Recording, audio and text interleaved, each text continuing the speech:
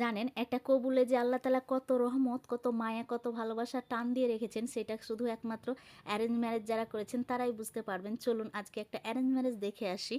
সত্যি আজকাল যে কি পরিমাণ ঘোরাঘুরি করছি, এর ফাঁকে তো ১-২টা ঘোরাঘুরির ভিডিও আপনাদের সাথে শেয়ার করা হয়নি, কেননা ব্লগিং যে করেছিলাম না। আজকের ভিডিওটা একটুখানি স্পেশাল, ভাবলাম আজকের দিনটা একটুখানি ভিডিও শ্যুট করি। তো এই যে দেখছেন আমরা আজকে মামা বাড়ি এসেছি, মামার ছেলের বিয়ে রয়েছে। এটা হচ্ছে আমার মামার ছেলে, মানে আমার দাদা, তারই কিন্তু বিয়ে। আর সে কিন্তু বর সেজে একদমই রেডি সেডি হয়ে গিয়েছে। আর এখানে আমার মামিমা মানে বরের মা আর কি, তাকে কিন্তু দুধ খাইয়ে দিচ্ছে। আমাদের এখানকার বা আমাদের গ্রাম্য পরিবেশে কিন্তু এই প্রথাটা অনেক বেশি রয়েছে যে মানে বরের মা যাওয়ার সময় কিন্তু ছেলেকে দুধ খাইয়ে দেয়। এই জিনিসটা আপনাদের দিকে আছে কি না, বা এই প্রথাটা আপনাদের দিকে আছে কি না, আর তার সাথে আঁচল দিয়ে মুখ মুছিয়ে দেয়। সত্যি প্রত্যেকটা মায়ের কাছে এই সময়টা বা এই সিচুয়েশনটা সুন্দর একটা মুহূর্ত বা সুন্দর একটা সময়, যেটা প্রত্যেকটা মায়ের কিন্তু খুব স্মরণীয় একটা সময় হয়ে থাকে। তো যাই হোক, এইখানে দাদাকে সব রেডি সেডি করিয়ে, আর তার কিন্তু গাড়িও রেডি হয়ে গিয়েছে, ওনারা বেরিয়ে যাবেন। আর আমরা না অনেক লেট আজকে ঢুকেছি, আমাদের তো আবার রেডি হতে হবে। চলুন ঝটপট আমরাও রেডি হয়ে বেরিয়ে পড়ি। আর এর ফাঁকে কত কিছু যে হয়েছিল সেটা তো আপনাদের সাথে আবারও শেয়ার করতে পারলাম না।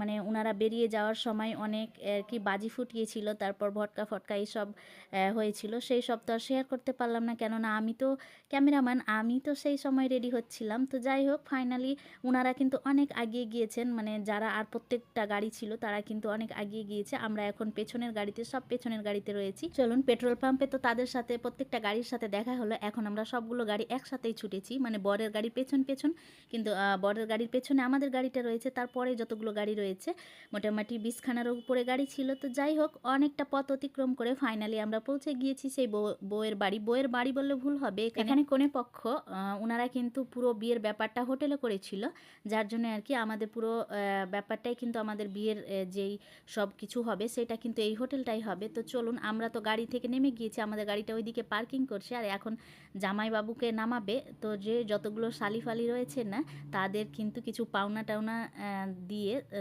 বরকে এখন নামতে হবে আর কি। তো চলুন আমরা উপরের দিকে যাই।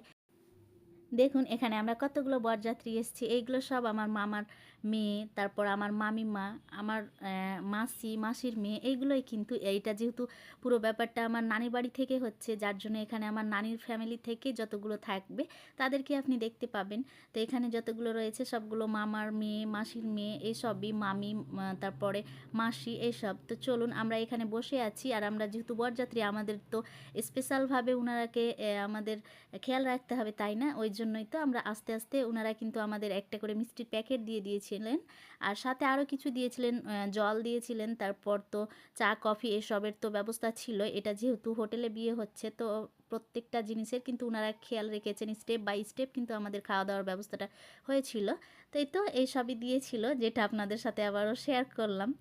হয়তো বা শেয়ার করাটা ঠিক হয়নি, তারপরেও কেন জানি আবারও আমি ভিডিও শ্যুট নিয়েছিলাম, ভাবলাম যে একটুখানি শেয়ার করেই ফেলি। আর ওই সাইডটাই, পেছনের সাইডে কিন্তু অনেকগুলো স্টল লাগানো রয়েছে, যেখান থেকে আপনি কফি সফি এসব নিয়ে খেতে পারবেন নিজের মতো করে। আর বসে থাকার জন্য তো অনেক রকম ব্যবস্থা রয়েছেই। আর এখানে বর কিছু ফ্রেন্ডদের সাথে এখানে আর কি। আর আমাদের বউ যে, সে কিন্তু এখনও রেডি হয়ে কিন্তু একটা ঘরে রয়েছে, বিয়ে পড়া অবধি তো আর ছেলের সাথে মিশতে পারবেন না বা তার সামনে আসবে না, এরকম একটা ব্যাপার থাকে। এটা হয়তো বা প্রত্যেকটা জায়গায় থাকে, গ্রাম্য বা শহর সব জায়গায় হয়তো বা এরকম থাকে, জানি না শহরের ব্যাপারটা এতটা বলতে না পারলেও, কিন্তু আমাদের গ্রাম্য বা আমাদের এলাকাগুলোতে যেমন হয় যে বিয়ে পড়ার আগে অবধি কিন্তু ছেলের সাথে বউয়ের দেখা সাক্ষাৎ হয় না।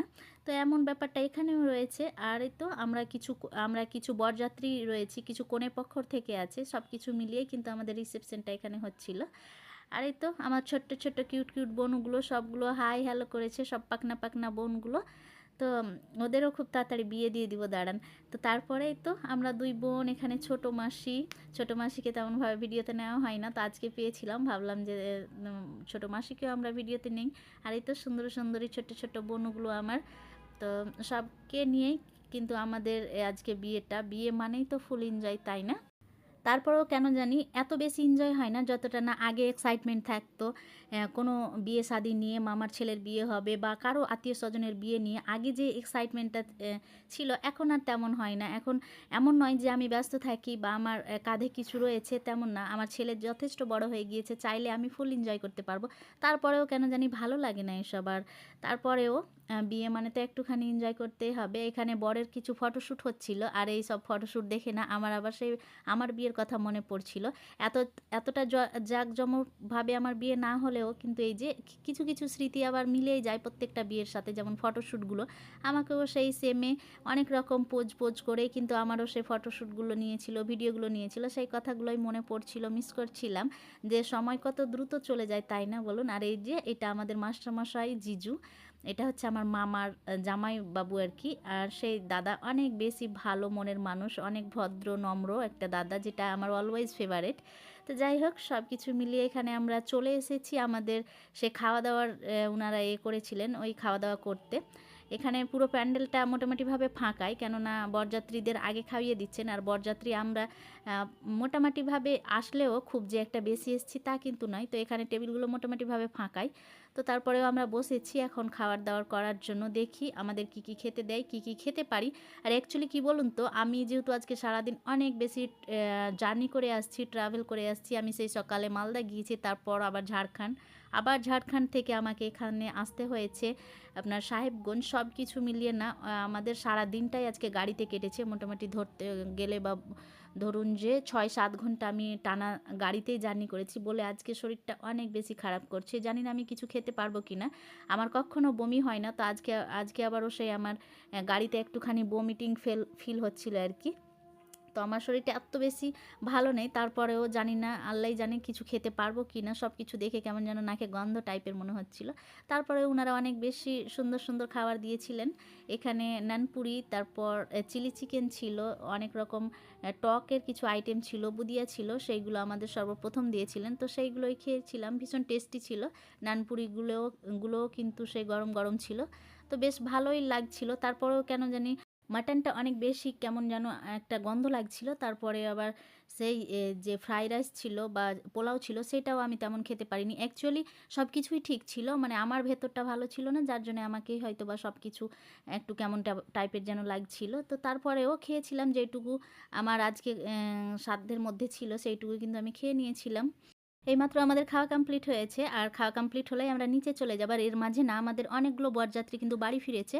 আর আমরা যেহেতু আজকে সারাদিন অনেক বেশি টায়ার্ড ছিলাম, সারাদিন গাড়িতে ছিলাম, আর আমাদের মানে শক্তি ছিল না যে আমরা গাড়িতে আবারও 2-3 ঘন্টা ট্রাভেল করে বাড়ি যাই, মানে মামা বাড়ি যাই। ওই জন্য আমরা রাতে থেকে গিয়েছিলাম। আর কিছু বরযাত্রীকে তো আমাদের থাকতেই হবে, কেননা আমরাকে তো আবার বউকে সকালে নিয়ে যেতে হবে। তো এই তো হাতে গোনা কয়েকটা বরযাত্রী আমরা থেকে গিয়েছি। ওইদিকে কিছু ছেলেগুলো আছে, এখানে আম্মা, আমি, বোন, তারপর আমার মামার মেয়েগুলো কয়েকজন রয়েছে, সবাই মিলে আর কি আমরা পুরো রাতটা কাটিয়েছি। আমি জানি আপনারা হয়তো ভাবছেন যে সব কিছুই দেখাচ্ছি, কিন্তু আমরা বউকে কেন দেখাচ্ছি না। ফাইনালি আপনাদের জন্য কিউট দেখে, সুন্দর দেখে বউ নিয়ে আসলাম। দেখুন কত সুন্দর, মাশাআল্লাহ, অনেক বেশি সুন্দর আমাদের সেই ভাবি। আর দাদার সাথে বেশ মানিয়েছে, দুজনের জোড়ি একদমই পারফেক্ট, লম্বা লম্বা দুজনেই, আর বেশ মানিয়েছে কিন্তু।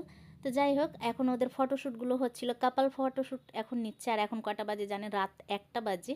1টার পরে কিন্তু ফাঁকা যখন হয়েছে জায়গাটা বা স্পেসটা অনেকটাই যখন ফাঁকা হয়েছে, তখনই কিন্তু কাপাল ফটোশ্যুটগুলো আর কি নেওয়া হচ্ছে। আর এইগুলো না সবার সামনে আবার নেওয়া যায় না।